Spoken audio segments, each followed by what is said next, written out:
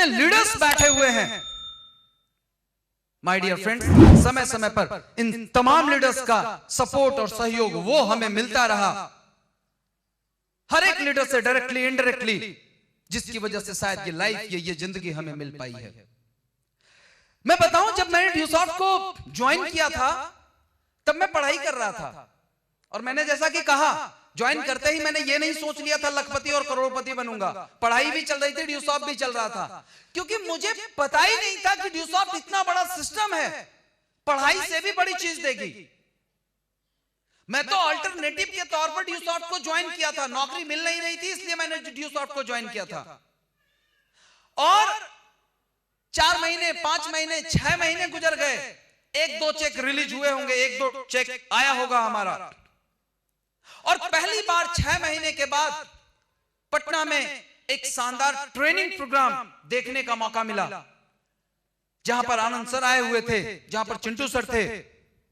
और उस ट्रेनिंग में पहली बार नेटवर्क बिजनेस की ताकत क्या होती है और ड्यूसॉफ्ट बिजनेस का फ्यूचर कितना बड़ा होता है, आप इस बिजनेस से कहां तक जा सकते हैं, यह पहली बार जानने का मौका मिला।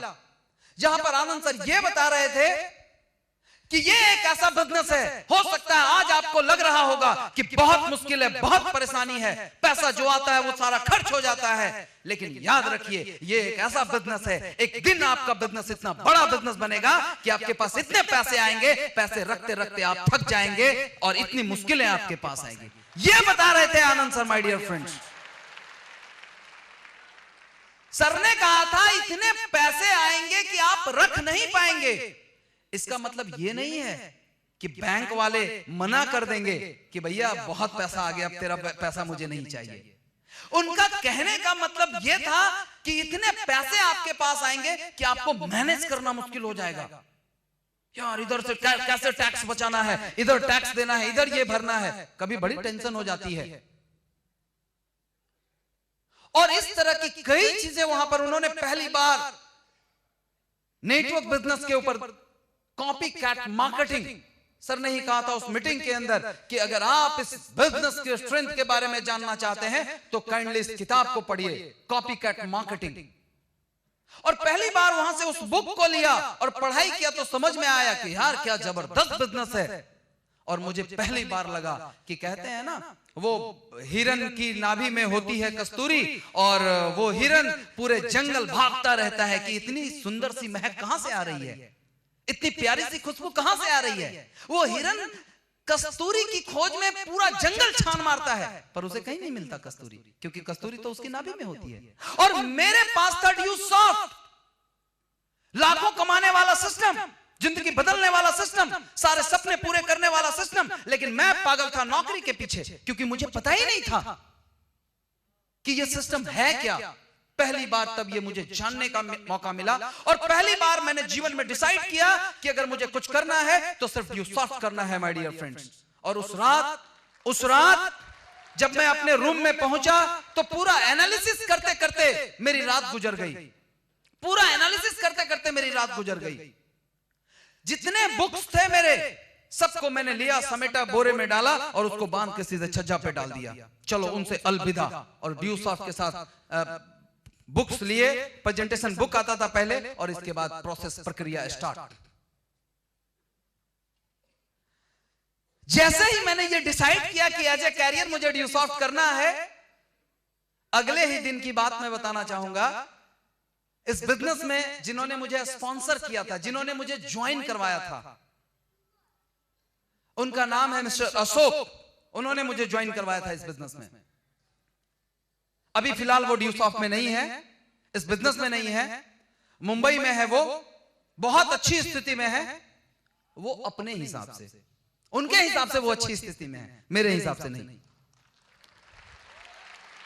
अगले ही दिन मैंने आज कसम खाई कि मुझे कैरियर बनाना है ड्यूसॉफ्ट में, मुझे जिंदगी बनाना है ड्यूसॉफ्ट में। और अगले ही दिन वो आए मेरे पास और बोला, रणविजय जी मजा नहीं आ रहा है, मैं ड्यूसॉफ्ट छोड़ रहा हूं और मैं नौकरी की तैयारी करने जा रहा हूं, अगर आपको चलना है तो साथ में चलिए, नहीं तो कल के डेट में आपकी कोई शिकायत नहीं सुनूंगा। ये मत कहिएगा अशोक जी अपने फंसा के चले गए, निकल गए साइड से, ये मैं नहीं सुनना चाहूंगा। मैं तो बड़ा कसम में पड़ गया वो कहते हैं ना निगलते बन रही है ना उगलते बन रही है। अरे अभी अभी तो कसम खाया था और अभी अभी कसम तोड़ दूं, ये तो वही वाली बात हो गई। अभी अभी शादी की और अभी अभी तलाक की बारी आ गई है। अरे हो क्या रहा है? बड़ा असमंजस का स्थिति मेरे सामने उत्पन्न हो गया माय डियर फ्रेंड्स। मैं बड़ा परेशान हो गया, क्या करूं यार। पर मैंने कहा वेट, मैंने पानी पिया, आराम से थोड़ा रिलैक्स किया और कहा थोड़ा आराम करना पड़ेगा। और मैंने सोचा, बहुत सोचा, और मैंने यही सोचा कि 7 से 8 साल मैं तो नौकरी की तैयारी कर चुका हूं, मिला क्या खाक है?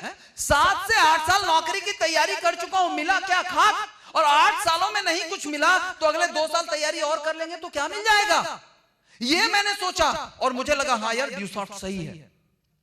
और फिर मैंने सोचा, जब मैंने डिसाइड किया था कि मुझे ड्यूसॉफ्ट करना है, उसी समय माय डियर फ्रेंड्स मेरे सारे सपने मेरे आंखों के सामने घूमने लगे थे। और मैंने फिर यह सोचने लगा था कि अगर मैं ड्यूसॉफ्ट छोड़ दिया तो ये सारे सपने मेरे कैसे पूरे हो पाएंगे। नौकरी करने से तो ये सपने पूरे नहीं होंगे, जीवन में कभी नहीं पूरे होंगे। और तभी मैंने पूरा एनालिसिस करते करते अल्टीमेटली डिसाइड किया कि सर आप रहें या ना रहें, मुझे ड्यूसॉफ्ट करना है। और मैंने तभी ड्यूसॉफ्ट के बारे में माय डियर फ्रेंड्स मैंने डिसाइड किया कि एज ए कैरियर अगर कुछ करूंगा जिंदगी में तो सिर्फ ड्यूसॉफ्ट करूंगा। और उसी दिन से सिलसिला स्टार्ट हो गया दोस्तों।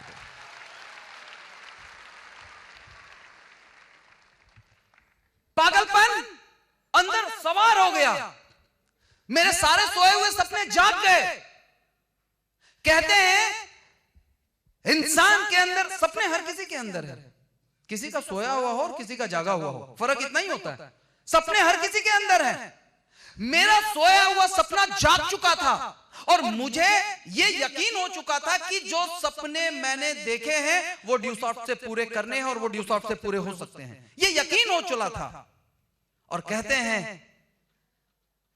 जब आपके सपने जाग जाएं तो आपकी पूंछ में आग लग जाती है। Is it? Is it? और मेरे पूंछ में भी आग लग चुकी थी क्योंकि सपने जाग चुके थे। माय डियर फ्रेंड्स, मैं सपनों के बारे में बताना चाहूंगा, अपने बारे में, कि जो सपने मैंने, जब मुझे यकीन हो चला था कि यही वो बिजनेस है जहां से मैं तमाम सपनों को पूरा कर सकता हूं, यहां से मेरी जिंदगी बदल सकती है। जब मुझे यह यकीन हो गया था, विश्वास हो गया था, तब मैं सपनों को देखने की हिम्मत करता था।